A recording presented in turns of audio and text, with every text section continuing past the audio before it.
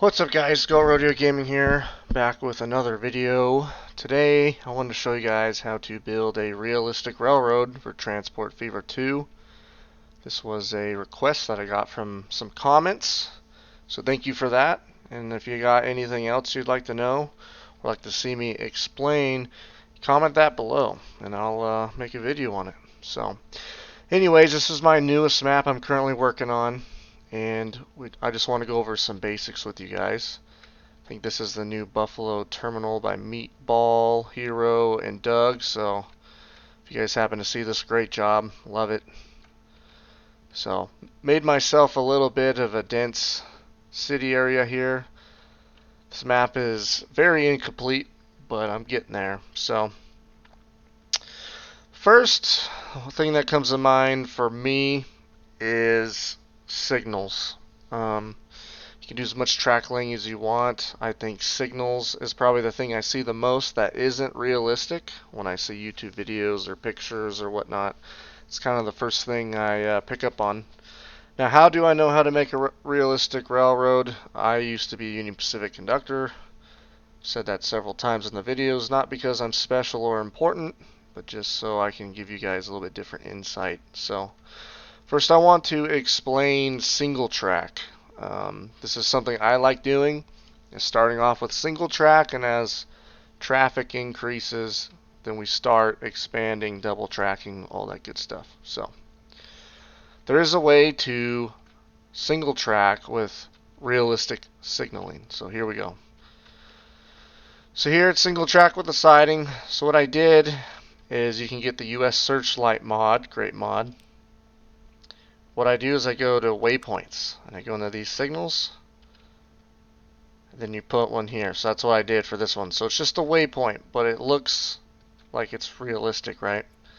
Sometimes looks is all we want, and it functions realistically at the same time. So over here we have two real signals that actually work. Now I use a pot signal on the right because everything I do pretty much is Southern Pacific themed. I grew up around the SP. My dad hired out for them, so that's kind of what I stick to personally, but they used a lot of pot signals on their sidings. So that's what we got here. Now notice that the siding going, let's call this westbound, is one directional, and the opposite track on the other end of the siding going eastbound, so this way, is one directional. So it causes both tracks to be used. Now I'm sure a lot of you probably already know this trick, but just figured we'd start with the basics. So it looks real, it works like it's real.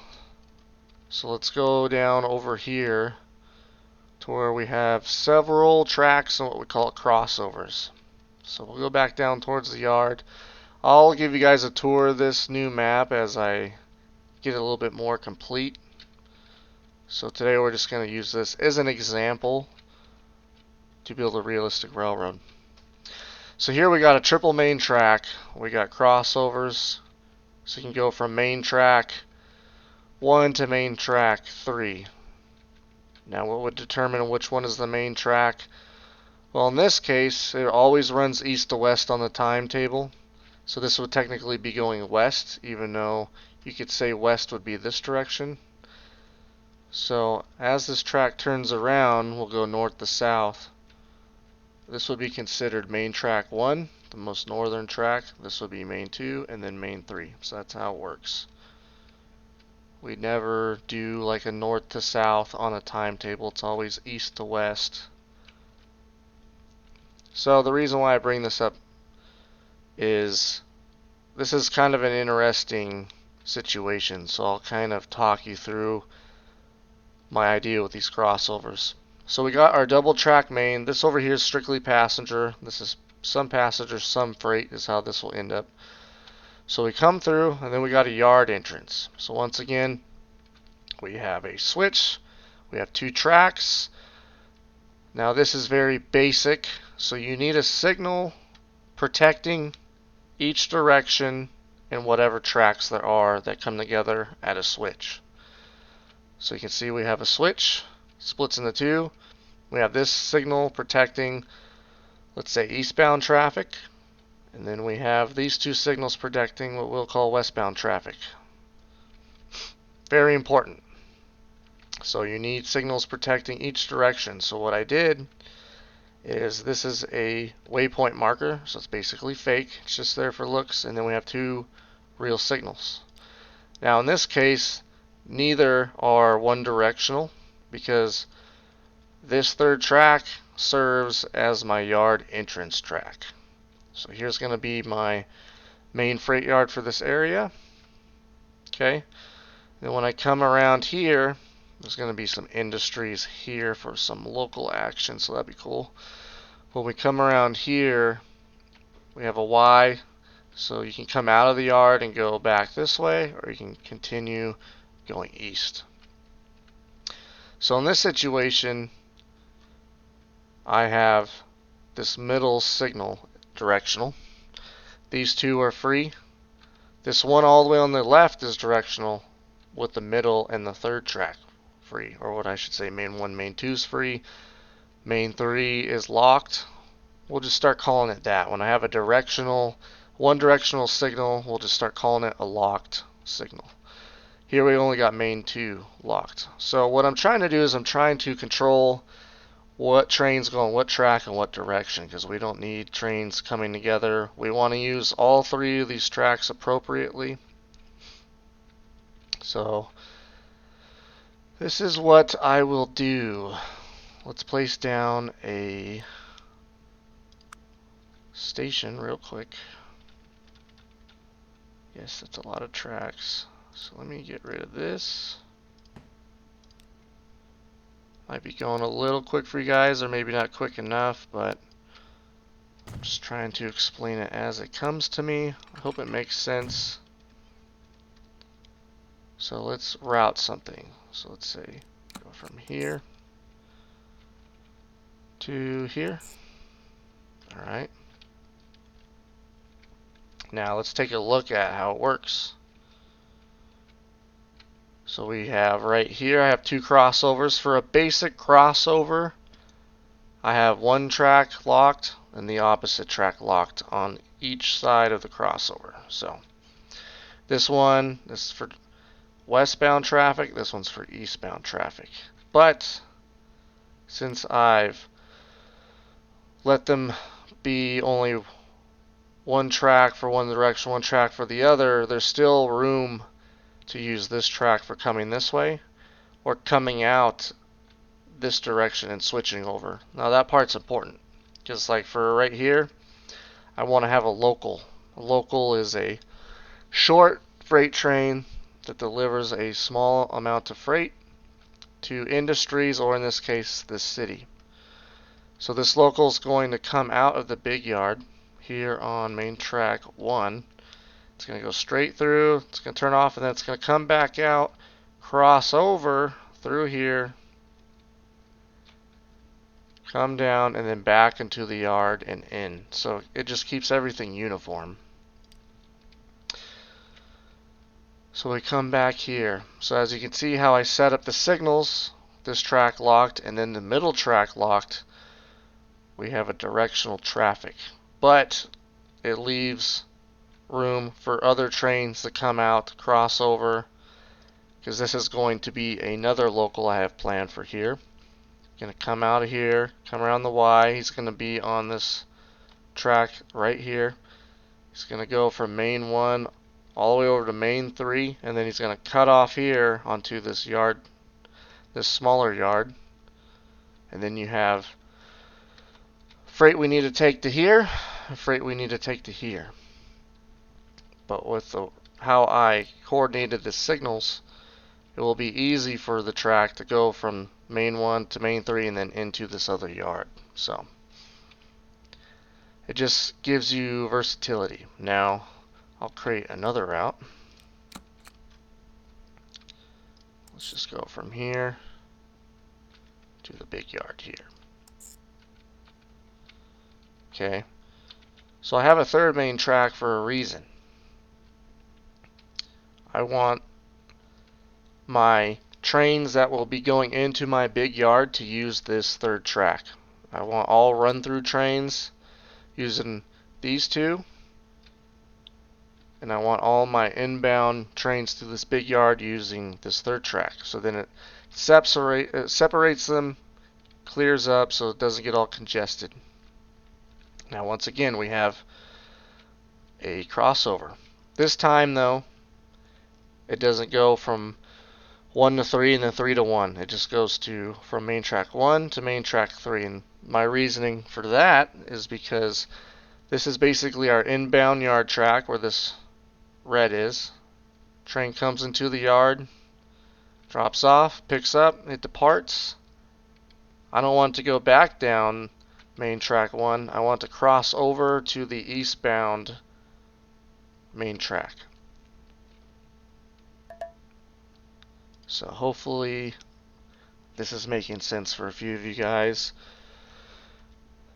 It just basically cleans things up and allows for you to have an easier time routing. You're not going to get a bunch of error messages up here, and you can run more trains. So there's just all these little things you got to keep in mind when routing.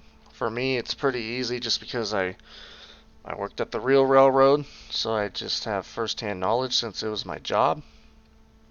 So signaling is very important. I think another important thing, let's say down here, so as you can see, there's a little bit of a situation where my run-through trains and the inbound trains, for some reason, are both taking this track and leaving this one unused.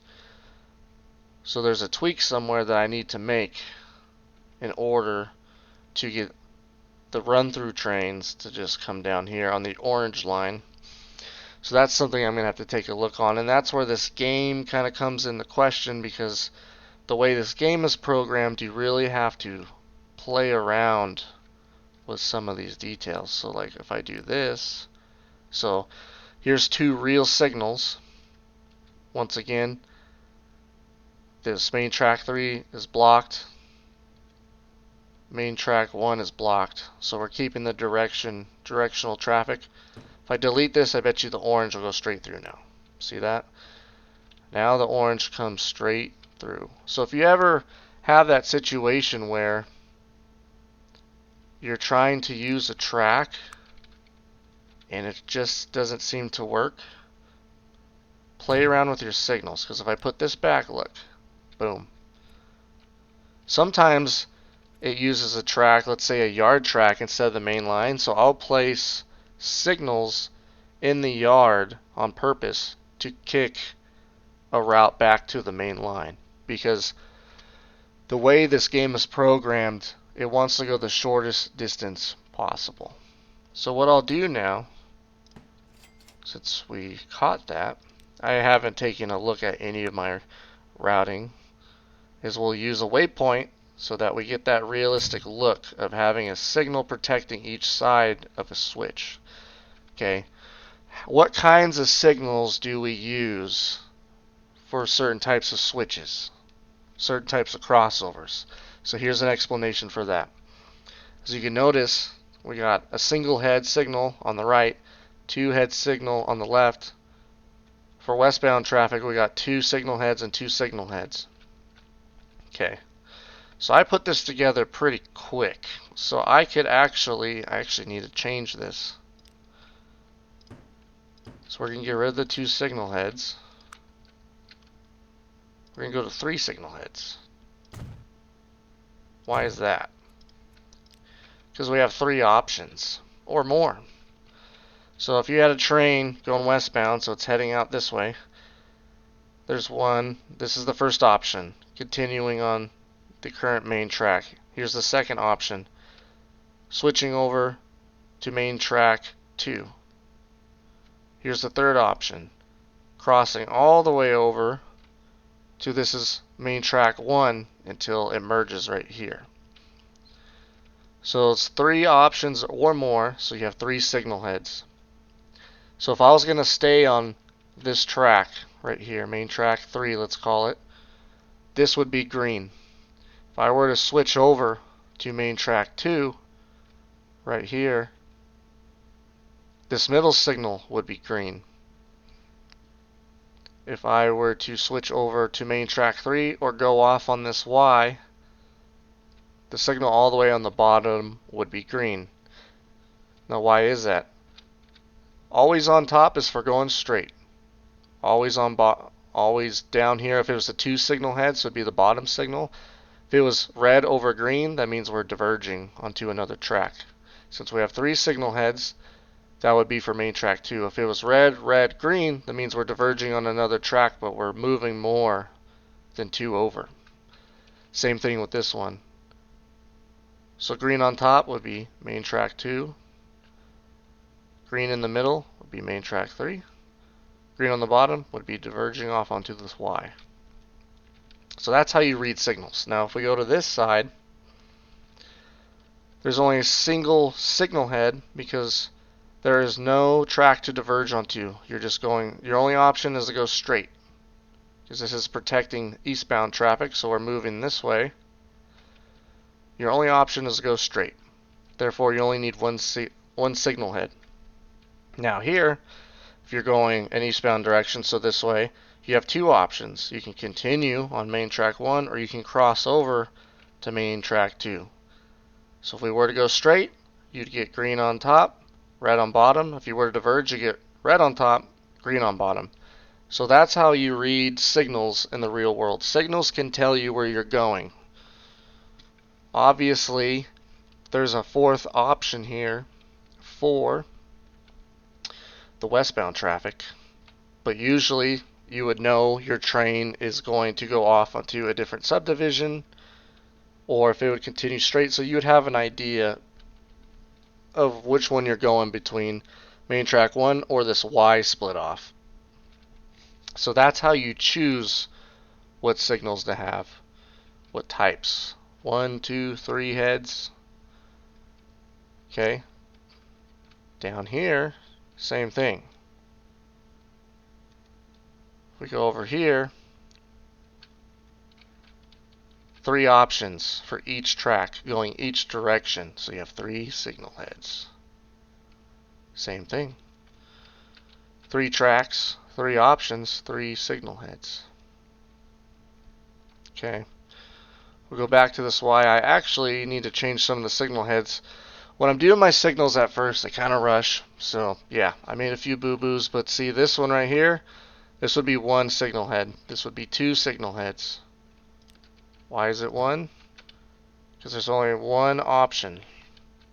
There's no crossovers going the other direction. So if we're going this way, you're staying on that track no matter what. So you only need 1 signal head to protect the 1 option. This one's 2. You either go straight or you diverge onto main track 3. So you only need 2 signal heads. There's only 2 options. Main track 1, we can go to main track 2 or main track 3. 3 options, 3 signal heads.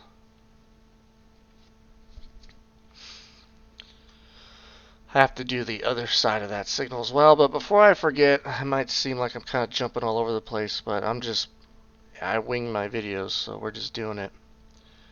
So we have a Y right here.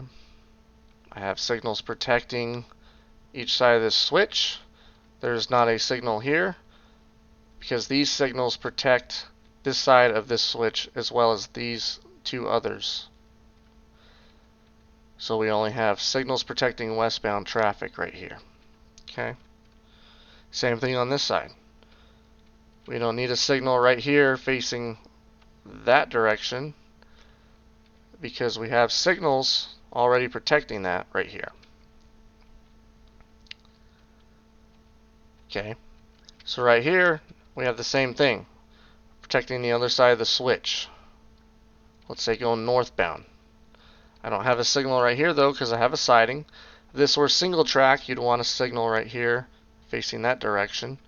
But since I have a siding, I put 3 signal heads on each track, so it's protecting this switch, and then they also tell you where to go because you can obviously go, let's say, right and then diverge over 3 tracks. So that's why we got 3 signal heads on here, because there's 3 or more options of where we can go with a train. Now, I used, once again, waypoints to protect So they're just for looks. They're just here to look realistic. The reason why I don't want realistic signals here, because what if we have multiple trains going out this subdivision, and what if they meet each other? There's one right here, and there's one right here. Well, then you're going to have a conflict of interest. Let's just say that this siding doesn't exist, okay, and it's single track on this side as well. So you'd have two trains staring each other in the face with no way to go around each other. So that's why with Ys or where other subdivisions branch off, I use the waypoints because it looks realistic. But with how this game is programmed, if you put a real signal there, you'll get conflicting traffic all the time, and then you'll get error messages up here all day long. Alright, so track speed and curvature. So I like to really pay attention to my curves. I try to make them look as real as possible. You're not going to get a bunch of tight curves or lopsided curves.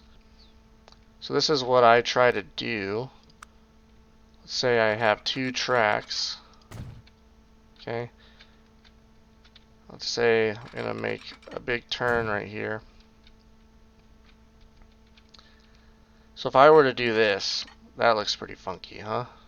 75 on this end, 29 on that end. So I like to try to match it. 29, 36. It's a little closer. It's a little farther. And you want to make sure as you slowly inch along that it locks straight. Look at that, 31, 32. I can live with that. So now we have an equal curvature on each side. So one side isn't tighter than the other end of the curve. They're both pretty much the same. So this is one technique I use to make it helps it look as realistic as it can be. And then it functions the same too, right? You don't want a train coming in the one side of the curve hauling butt, and then it's going to slow way down to come out of the other side. So now it's nice, smooth, it looks good, all the above. So one thing I like to do also is I really pay attention to bridges versus embankments, racetrack, whatever you want to call it. And I just kind of eyeball it down here. I felt like this kind of warranted a bridge, right? It's decent size off the ground. I could get away with this. If you ever get a bridge and you want to get the right curvature, this is something I like to do. Actually, we'll get rid of this. Go there. It doesn't look too bad, actually. This is like right on the limit of what I would like to do. It's really up to you, but I pay attention to the embankments because sometimes it warrants a bridge, sometimes it doesn't. Sometimes I'll raise the ground a little bit around it and then run track over it if I want that solid ground look or that raised embankment look. If I want a bridge look, sometimes I lower the ground. You know, you can kind of edit it to how you want your track to look. Like here, I could have easily just cut out this and not had a tunnel, but I felt a tunnel would look better than a big cut in the ground. Same with here. Alright, so we're going to do something else. I want to explain more of routing since I kind of got the signaling done. So we're going to talk about haulers, which are manifest trains. That's what we call them on the Union Pacific. Let's say we start there, run through here. This is going to be the other big yard on this side of the map. I'm not done with it. And then back through here. Name it hauler.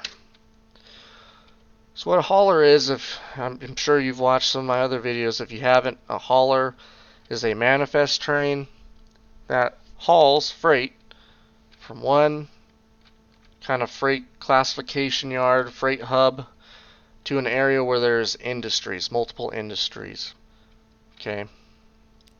So look, so we got the pink. So this is manifest.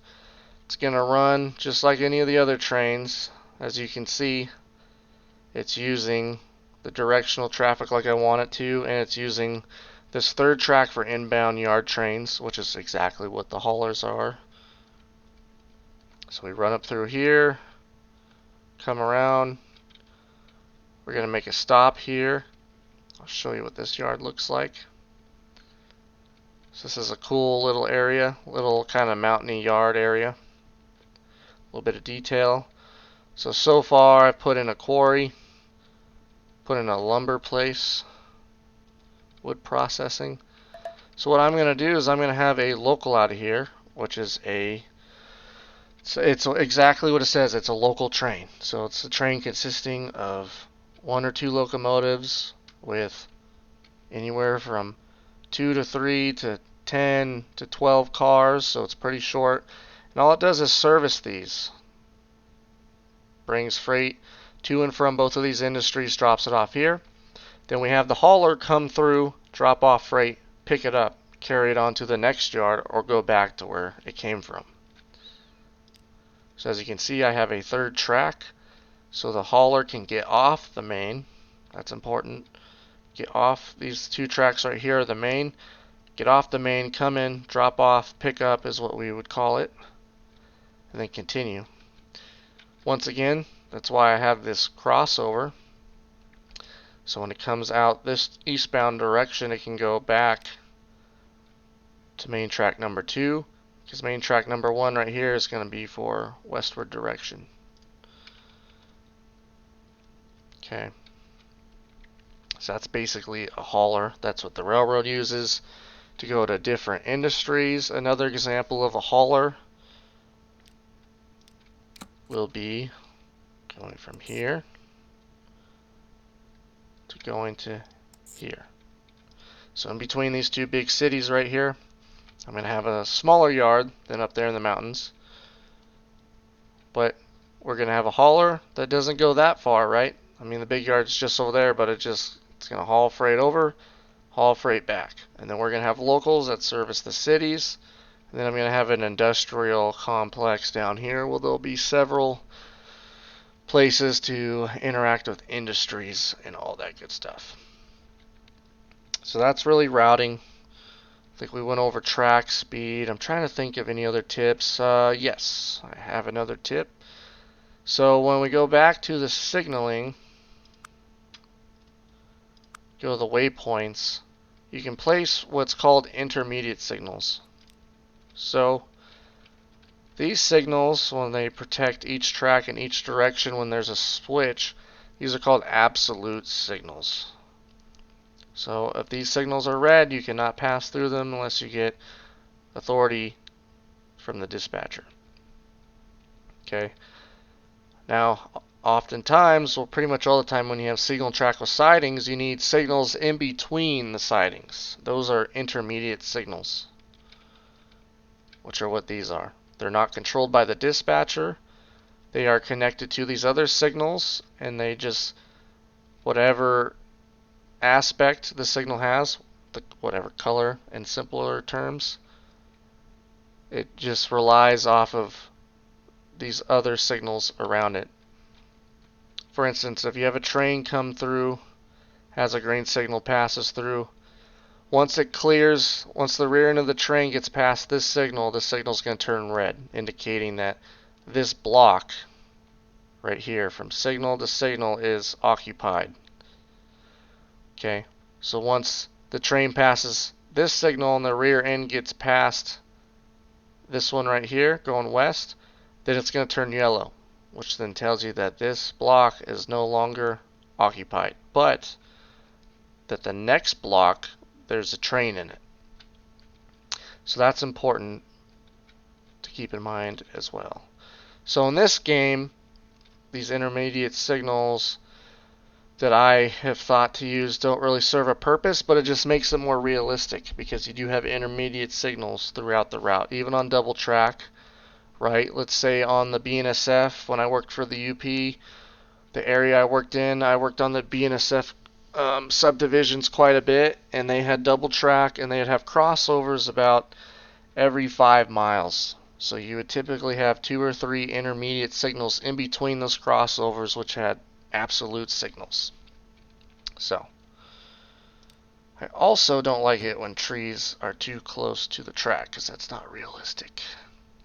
So yeah, what I did to use to try to make these look like intermediate signals is I went here, boom, boom, or you could go like this. So those are the two configurations you can have. Now, a lot of places on the Southern Pacific, this is the kind of intermediate signals they would have on single track. So, as you can see, place one right here. We got another siding. Place another one right there. Siding. Place one right there. I try to place them, I do my sidings first, because then I could zoom out and be like, okay, from here to there, it's single track. So right in the middle, I'll just kind of guesstimate where the middle is, and then I'll zoom in and I'll place the intermediate signals. Same thing right here. Siding, end of siding, start of a new siding. About right in the middle. Okay, boom, and then I'll zoom in, I'll place some signals. So, just some little pro tips, nothing crazy, but it's fun to make your maps and your rail lines look legit like the real thing. So that's why I'm sharing it with you guys. Apparently I forgot to put signals there. So now we got it. As you can see, I placed the directional signal, so I blocked that one. So that it keeps the track separate. And so that the hauler can get in this side of the yard, I have a crossover also. So once again, signal heads. This one could actually be a 3 signal head, but there isn't a 3 signal head for this type of gantry, I believe is what you call it, or signal bridge. So, track laying in hard terrain. So what I like to do is I like to create the terrain before anything else. So I created this whole mountain range before I laid an inch of track. Now I'm paying attention to the heights of the mountains, because obviously if you make a mountain way too tall, you might not be able to lay the track up to that height to make it realistic. So I kind of have a good feel since I made so many of these now. So I like to, in this case, I wanted some rise, and then I wanted some mountain valleys. Some rise, some mountain valleys. Some rise, some mountain valleys. And I wanted a neat summit. So that's what I was kind of looking for personally. So one detail I actually did that I was pretty happy about. And if you notice, I don't have any intermediate signals. I just have the siding signals so far, because I haven't really focused on the route as much past this yard. So anyways, what I did here is I kind of wanted to replicate like a Tennessee Pass, a Shasta subdivision, which is Northern California type kind of railroad in this section. So we got some tunnels, and then if we go here, assets. Okay, go down and get the Old Western mod. I can't read German, but click on this. It's a wooden wall. That's all it is. But I got the idea today that in these mountainous regions, where there's cliffs, there's snow shed type things like that, or walls on the side of the mountain to keep from any rock slides, avalanches, anything like that. So one little detail I did today is I used these Old Western walls, which it's not supposed to be used for this, as like the barricade for going through the mountains. So pretty neat idea. I think it turned out pretty good. Let me know what you guys think about this little trick. It just makes it look like an old school mountain railroad. That's what I like about it. So we got the tunnels. So what I did is in a few sections it was like really cut out. So I deleted the track, went to the terrain, I raised the terrain so that a tunnel could form through it to give it more of a mountain railroad look. Another thing I like to do is I paint everything around it wherever it's steep. I paint it rock, like it would really look. Sometimes it comes out like grass looking, so I make sure to paint this all rock. And then I use a coal texture. If we go in here, all the way to the let's see, gravel, coal. And I don't turn it on all the way, but I give it a little bit of a coal shading to make it look like the exhaust fumes building up over time as these trains enter and exit these tunnels. So there's kind of a pro tip for you guys. Got the walls. Then here I kind of wanted a big tunnel like at the top of the Tennessee Pass, if you're familiar with that route. Because I didn't want to gain too much elevation since I got this other mountain valley. So in this valley I'll probably have a couple cities. A little bit like same situation down here, but a little bigger. Have some industries up here too, so there'll be another yard. So the hauler, this pink route, will have another stop, another pickup and drop off once I finish this area up here. So that's how I do it with terrain. Typically what I do is, so like these mountains, from the flat ground until right about here, I built it myself. And then I like to come to the surveyor here and do the flattening tool. And just below the top of the mountain on the back side, I'll flatten it. Then I'll flatten the ground all the way across, fill it all in. It's a little time consuming. So then you're not on the low level ground anymore. You have flat ground that's higher up. So then you can build the next set of mountains. So then I'll build the next set. So then about right here, I got the flattening tool, flattened all this out right here till about this area, which then left me with this valley floor. So if you look, each of my valley floors climb up. So we got this valley floor, this one, so this was all flat before, then I built up these mountains. Then once I got about right here, I flattened it again. We got that valley floor, and then I built those mountains on top of the third floor basically. And then on the back side, I just kept this elevation all the way through to the other side. So the elevation of these towns is significantly higher than the elevation of all the way down here.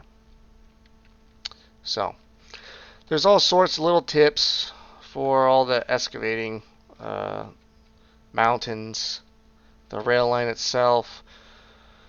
Oh man, when it comes to the rail yards itself, I haven't built an out of this world rail yard with a bunch of detail.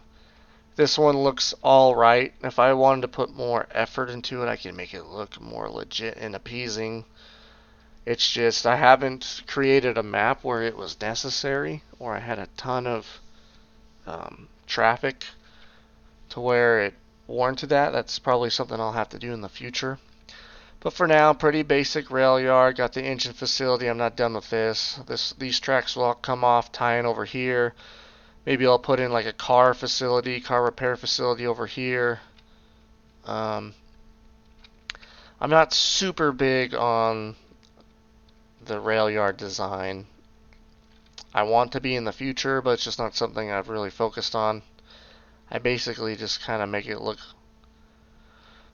pretty legit, and that's about it. So I think that's pretty much all I can do to explain a real railroad.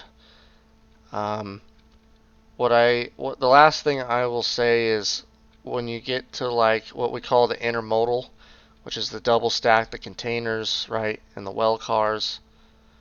That's when I have a route that just literally goes from here to wherever they terminate. So let's say here. Boom. Okay, nothing in between, because the intermodal is just a straight shot. That's how they are in real life. They go from Long Beach to a intermodal facility in Chicago. That's it. Or an intermodal facility in Texas or New York or wherever. Intermodal trains don't go into normal classification yards. Classification yards are for manifest. That's where you reclassify where a rail car is going. So this is strictly a manifest yard. Having said that, you can make intermodal facilities where it's strictly for intermodal trains, strictly for stack trains. If you go to my Southern California megalomaniac map, I made the port of Long Beach, and there's parts of it that are specifically just for intermodal. There's parts of it that are specifically for manifest. So in this case, I'll have probably a portal over here. And if you aren't familiar with how I create my maps, I will explain what a portal is. I think part of creating a realistic railway is simulating that the railroad continues on past your map. So here we go. So what I do is I set down a freight depot. I know I just said I was pretty much done, but then this came to mind. So I found this freight depot on the workshop.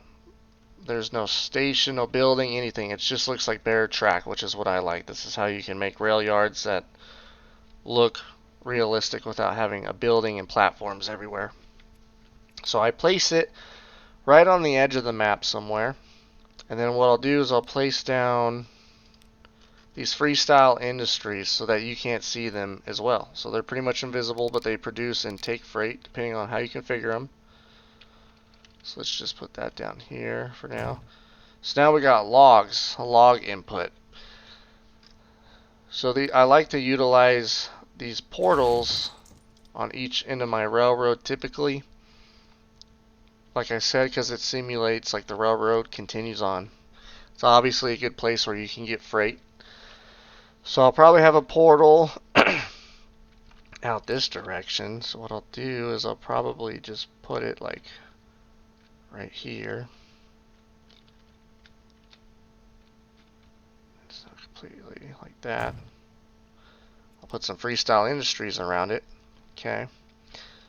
So then we can have intermodal trains running. I place the portal there and another one in this corner. So this is where you can run multiple railroads. Sometimes I like having the Southern Pacific go in between two portals. So let's say the SP goes in between this portal and this portal, and then I'll make the Santa Fe or whoever else go in between this portal and, wait for it, that portal. Obviously they're using the same line, but that's not uncommon for railroads to have what's called trackage rights. They share the track, or one railroad owns the track, the other railroad barters to use that track by allowing them to use a different rail line themselves. So here's another shot at the kind of the snow shed idea. So it actually came out really well. I'm very pleased with it. Kind of a new little trick that I learned today that I thought of, so that was cool. So yeah, if there's anything I left out, comment below, or anything you want in more detail, comment below. I kind of covered a whole lot of different things. This is kind of generalized. But like I said, if there's a finer detail, then I'll make a video that just specifically focuses on that if you want to see it. So yeah, we'll catch you guys later. Make sure to like, subscribe, share to whoever you think might appreciate this video or learn something from it.